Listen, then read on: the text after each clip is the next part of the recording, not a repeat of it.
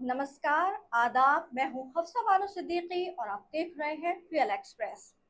दोस्तों, 2024 18वीं लोकसभा के चुनावी नतीजे घोषित हो गए हैं, जिसके बाद बीजेपी की अगर बात की जाए तो उत्तर प्रदेश में उसकी ऐसी दुर्गति और दुर्दशा देखने के लिए मिली है कि राम नगरी कही जाने वाली अयोध्या में भी वो खुद को डूबने से नहीं बचा पाई। पूरी तरीके से डूबती हुई बीजेपी इस बार नजर आई। जिस तरीके से अयोध्या में राम का नाम लेकर आगे बढ़े थे, पूरे देश में उसके लिए इलेक्शन लड़ा गया था, लेकिन उसी अयोध्या, उसी फैजाबाद में बीजेपी पूरी तरीके से खाक हो जाती है, बीजेपी हार जाती है।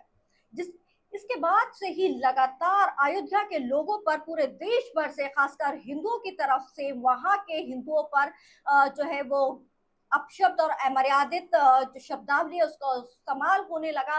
लगातार वो लोग निशाने पर आए हुए हैं। अयोध्या वासी लगातार पूरे देश के इस टाइम निशाने पर हैं।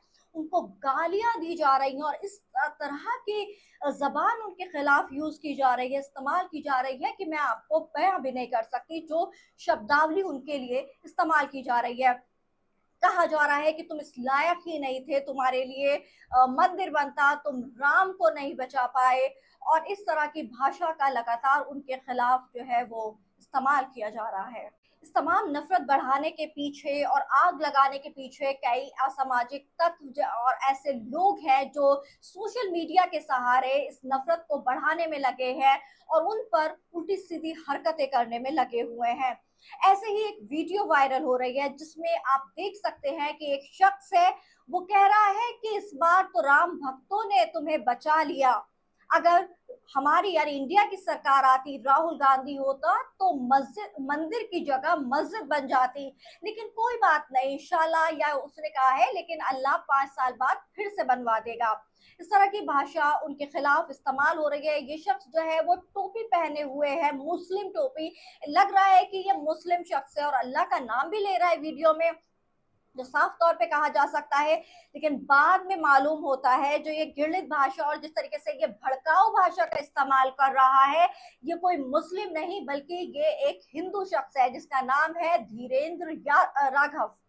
जी हाँ, इसका नाम है धीरेन्द्र राघव और ये लगातार इसकी जो वीडियो है वायरल हो रही है, जिससे बहुत ज्यादा हिंदू मुस्लिम और सांप्रदायिक माहौल बनाने की कोशिश की जा रही है देश भर में। और लोगों में मुसलमानों को लेकर एक नफरत जो है वो और बढ़ती हुई नजर आ रही है। आप देख सकते हैं पिछले 10 सालों में किस तरीके से देश की जो दंगा जमनी तहजीब है उसको खराब करने की कोशिश की गई।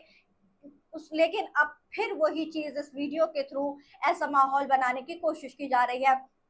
इसके अलावा एक शख्स और दो शख्स और आते हैं, उन्होंने भी ऐसे ही जब अयोध्या में हार हुई तो हिंदुओं पर इतनी, अयोध्या के हिंदुओं को इतना टारगेट किया, उनको गाली दी शुरू कर दी। आपको बता दें कि ये वही शख्स है जिसने कन्हैया कुमार को चाटा मारा था। दक्ष नाम का ये शख्स है, इसने कन्हैया कुमार के खिलाफ ऐसा किया था। और अब ये जब अयोध्या में बीजेपी की हार हुई तो ये ऐसी भड़काऊ वीडियो बना रहा है और उन लोगों को गाली दे रहा है और अपशब्द का इस्तेमाल लगातार किया जा रहा है।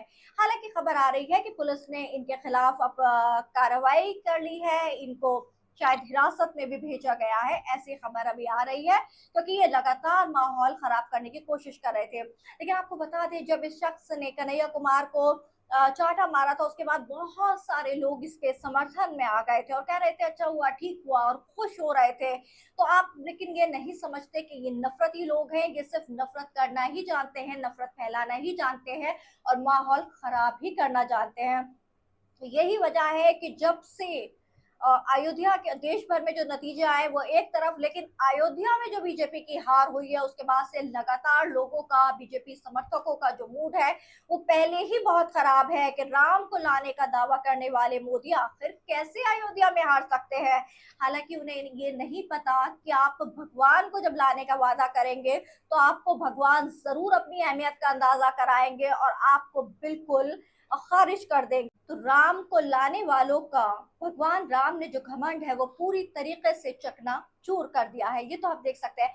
यहाँ पर ये लोग ही शामिल नहीं है, मैं आपको इसमें बताऊंगी कि इसमें कुछ जो गोदी मीडिया के पत्रकार हैं वो भी शामिल है।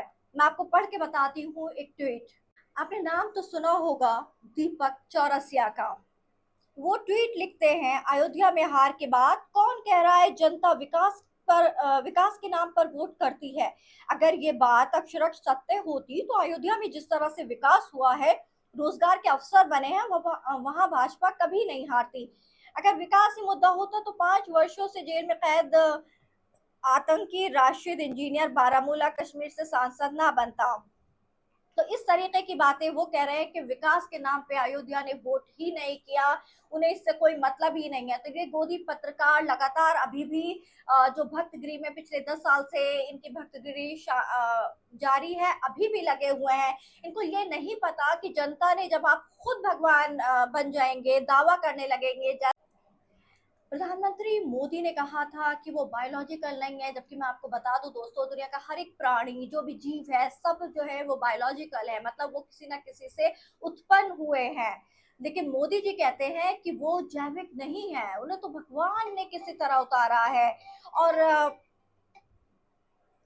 उन्हें तो भगवान ने आया है, वो अविनाशी है। तो वो जब आप भगवान का दावा करेंगे तो अयोध्या वासियों ने उन्हें उनकी हैसियत बता दी कि आप भगवान नहीं हो सकते, आप एक इंसान हैं। भले ही आपने राम मंदिर बनाया हो, लेकिन हम आपको हराना भी जानते हैं। तो भगवान को कोई कैसे लेकर आ सकता है। भगवान लोगों को लाते हैं, भगवान मनाते हैं, और अयोध्या की जनता ने सीधे तौर पर ये बता दिया है कि भगवान से ऊपर कोई नहीं हो सकता। लेकिन उसके बाद भी उन्हें टारगेट किया जा रहा है, कहा जा रहा है, और लोगों के, और ये कुछ चंद लोग हैं, इनके द्वारा लगातार जो देश की आवाम है उसको भड़काया जा रहा है, अयोध्या के लोगों के खिलाफ किया जा रहा है। कभी मुस्लिम बन के, और कभी ये कि तुम राम के खिलाफ हो, तुम अभी तक तो देश विरोधी होते थे, अब उन्हें राम विरोधी कहा जा रहा है अयोध्या के लोगों को। तो इस तरीके की हरकतें देश में, इस तरीके का माहौल पैदा करने की कोशिश की जा रही है।